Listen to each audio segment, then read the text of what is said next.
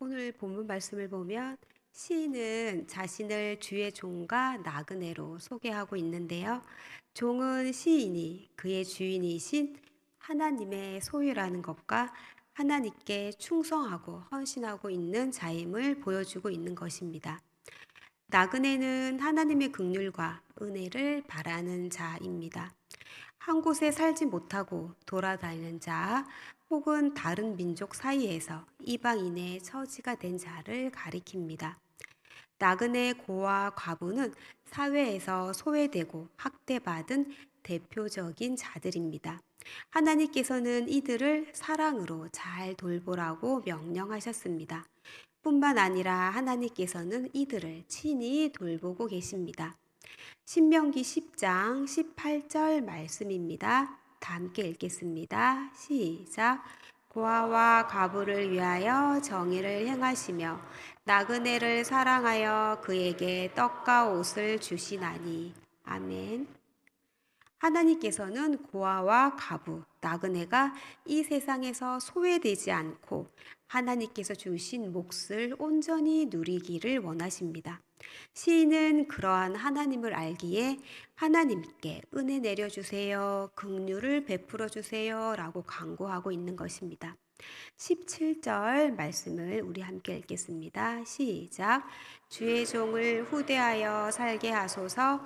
그리하시면 주의 말씀을 지키리이다. 아멘. 시인은 자신을 주의 종이라고 부르고 있습니다. 하나님과 자신은 떨어질 수 없는 관계라는 것을 말하고 있습니다. 후대하다라는 말은 은총을 베푸는 것을 의미합니다. 주의 종에게 은혜 내려주세요. 하나님께 간구하고 있습니다. 살게 하소서라는 말은 소생하다, 회복하다라는 뜻입니다.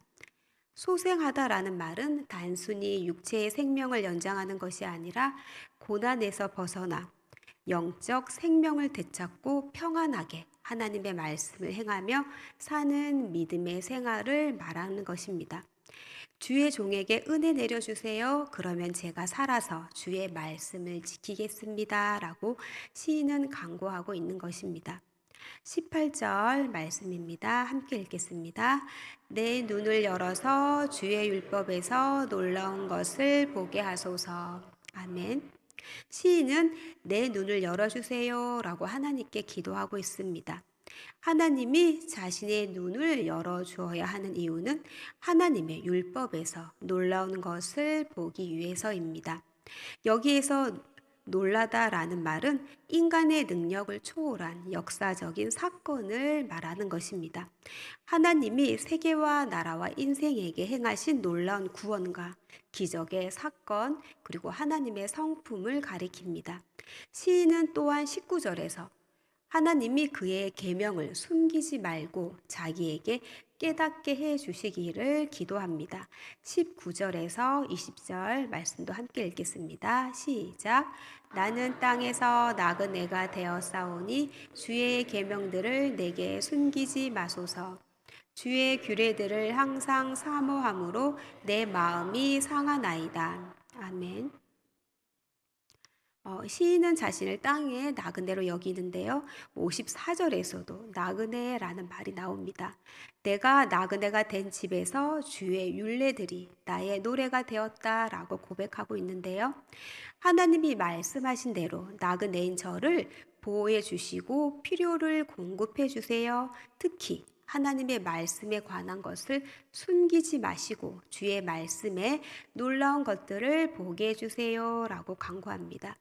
하나님이 계명을 숨기지 말고 자신에게 깨닫게 해 주어야 하는 이유는 하나님의 말씀을 계속해서 지킬 수 있기를 바라는 마음 때문입니다. 하나님의 말씀을 항상 사랑함으로 시인은 마음이 상하여 상사병을 얻었습니다. 시인은 고난의 상황에서 가장 먼저 하나님의 말씀을 붙들고 있는 것입니다. 하나님의 말씀을 붙드는 것 자체가 하나님의 말씀에 놀라운 것을 볼 수 있는 첫걸음이 됩니다. 시인은 자신을 땅의 나그네로 여기면서 하나님의 은혜가 있어야 자신이 살 것인데 하나님의 말씀은 들리지 않고 숨긴 듯합니다 라고 말하는데요. 자신의 어려운 형편을 하나님의 말씀으로 해석할 수만 있다면 그 말씀을 따라 살 수 있을 것 같은데 침묵하시는 하나님, 숨으시는 하나님, 멀리 계신 하나님을 붙들고 싶어서 마음이 상할 정도였습니다. 박안서에 한 말씀만 하소서라는 책이 있는데요. 박안서 작가는 사랑하는 아들을 잃었습니다. 아들을 잃은 어머니의 고통을 쏟아내고 있는데요. 절절한 슬픔과 분노, 그리고 그 속에서 깨달은 생명에 대한 감사와 삶의 희망을 담은 책이 바로 한 말씀만 하소서라는 책입니다.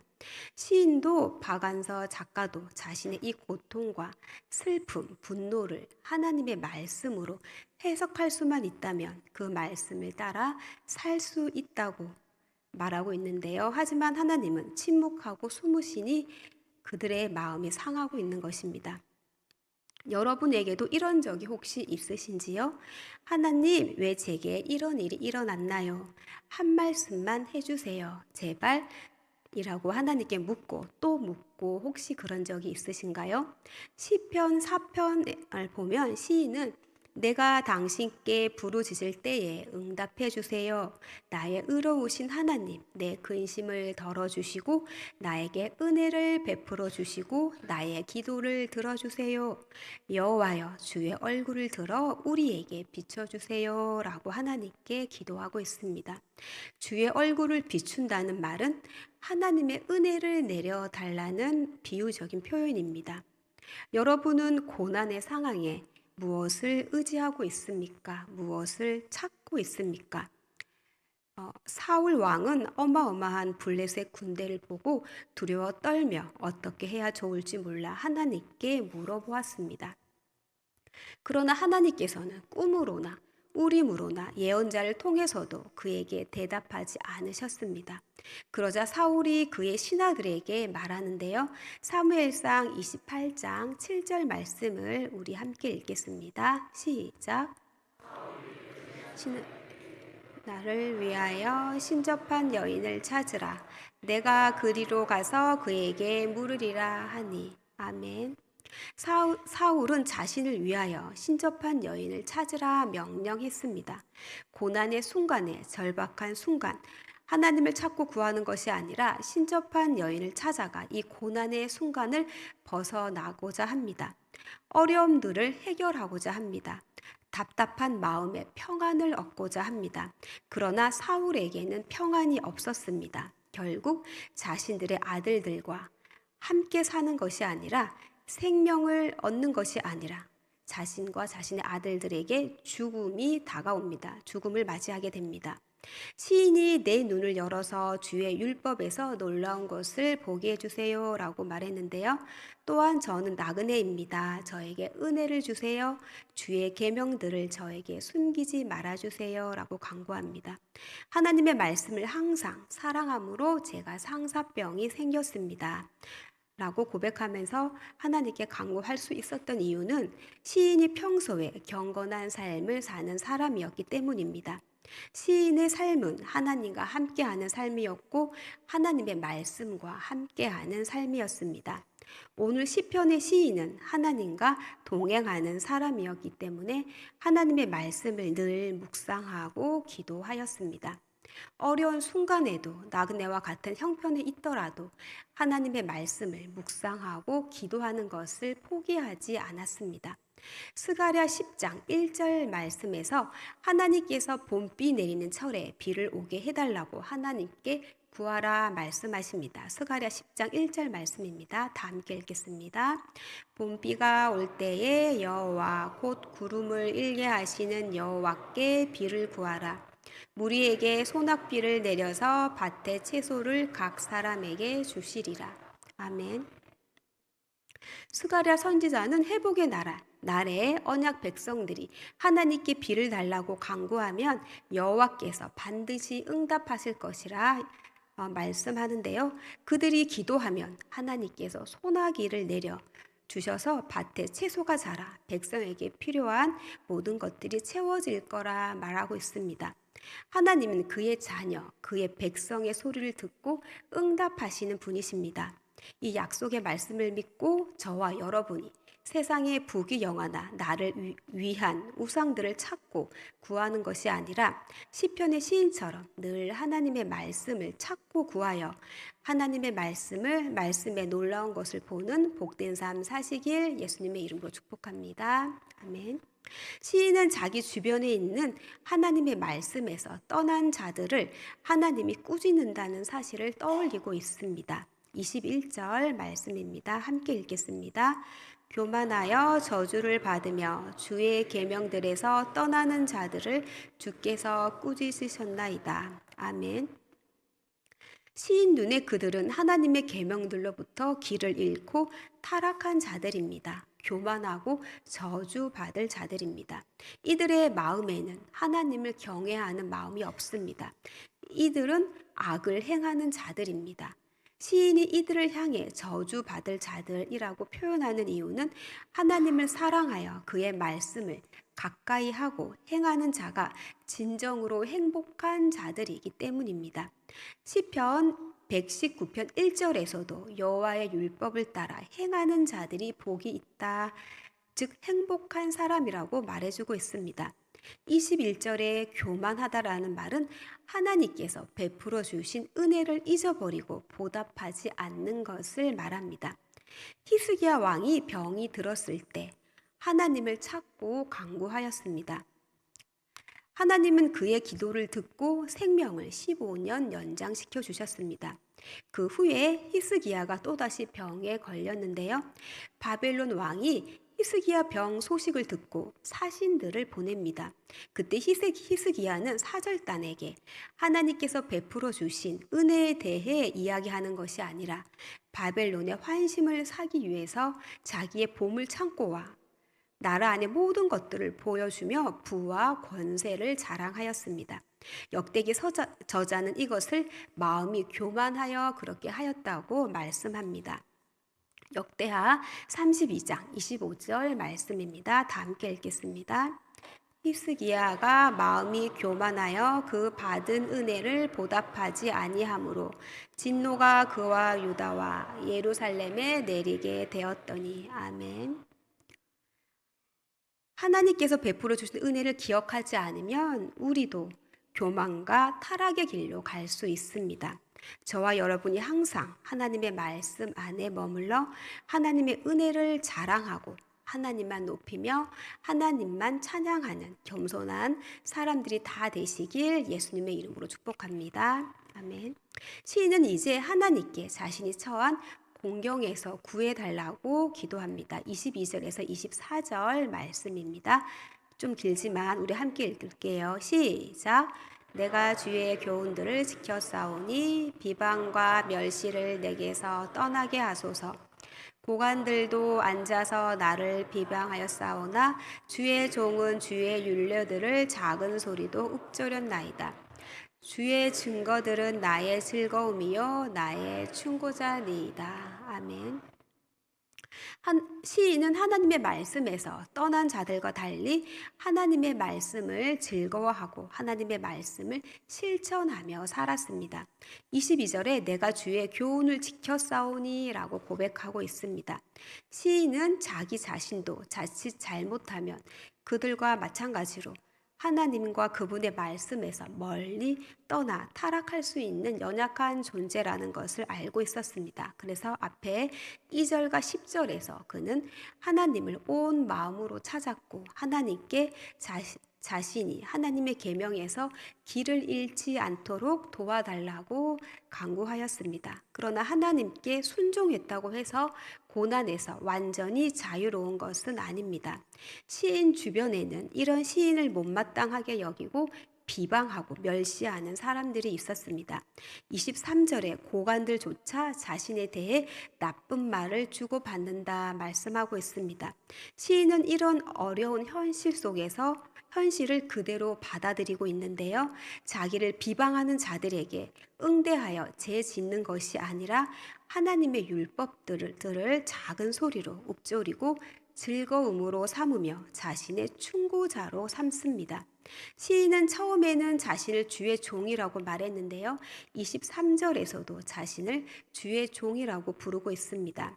주인이신 하나님이 자기가 그분의 소유임을 기억하시고 은혜를 베풀어 주시기를 원하며 하나님의 율례에 자신의 생각을 집중하는 지혜로운 삶의 길을 시인은 선택한 것입니다. 시인은 앞에 14절에서 하나님의 말씀이 진귀한 보배나 풍요로운 재물보다 더한 가치가 있다고 고백했는데요. 시인에게 하나님의 말씀은 즐거움이요 충고자입니다. 하나님의 말씀이 자신을 지속적으로 의롭고 지혜로운 삶의 길로 걸어갈 수 있도록 지도해 줍니다. 기뻐하며 그 조언을 따르는 시인은 진정한 하나님의 지혜로운 종입니다. 시인은 저주를 받아 계명에서 떠난 자들, 교만한 자들에게서 비방과 멸시를 받고 있습니다. 그들은 하나님보다 자신이 기준인 사람들입니다. 그들이 하나님을 조롱하고 무시할 때 시인은 하나님의 말씀을 읊조리고 그 말씀에 충고를 따르며 그 말씀으로 즐거워하면서 고난의 때를 보내고 있습니다. 이런 시인이기에 스스로 안갚음하지 않고 하나님께서 꾸짖도록 맡겨드립니다. 악인들의 힘을 부러워하거나 두려워하지 않고 주님의 음성을 듣고자 하나님의 놀라운 것을 보게 해달라고 오늘도 시인은 간구하고 있는 것입니다. 성도 여러분은 오늘을 어떻게 보내고 계신지요? 힘들어서 혹은 세상의 유혹 속에서 흔들리며 살아가고 계신가요? 아니면 오늘 시편의 시인처럼 남들은 뭐라고 하든 오늘 나는 하나님의 말씀 앞으로 나아가 하나님의 음성 듣기를 하나님께서 은혜 내려주시기를 기도하고 있습니까? 하나님의 말씀은 나의 기쁨이요 나의 충고자입니다 라며 하나님의 말씀을 작은 소리로 읊조리고 있습니까? 이스라엘 백성들은 광야에서 매일 아침 해가 뜨기 전 하늘에서 내린 만나를 거두기 위해 날마다 일어나 만나를 줍고 이것을 하루의 양식으로 삼았습니다. 신명기 8장 3절 하반절 말씀입니다. 함께 읽겠습니다. 사람이 떡으로만 사는 것이 아니요 여호와의 입에서 나오는 모든 말씀으로 사는 줄을 내가 알게 하려 하심이니라. 아멘. 백성들은 하나님의 말씀을 먹어야 살아갈 수 있습니다. 하나님께서는 생명의 양식인 만나를 매일 내려주십니다. 우리가 매일 성경을 펼쳐서 읽고 묵상하면 우리의 영혼은 살아나고 하나님의 말씀을 지키며 사는 행복한 삶을 살아갈 수 있습니다. 시인은 내 눈을 열어서 주의 율법에서 놀라운 것을 보게 해주세요 라고 하나님께 기도했는데요. 예수님께서 나다나엘에게 내가 무화과 나무 아래에 있는 것을 보았다 말씀하셨습니다. 요한복음 1장 48절을 다 함께 읽겠습니다. 시작. 예수께서 대답하여 이르시되 빌립이 너를 부르기 전에 내가 무화과 나무 아래에 있을 때에 보았노라. 아멘. 이 당시 무화과 나무 그늘은 개인 묵상과 기도의 장소였습니다.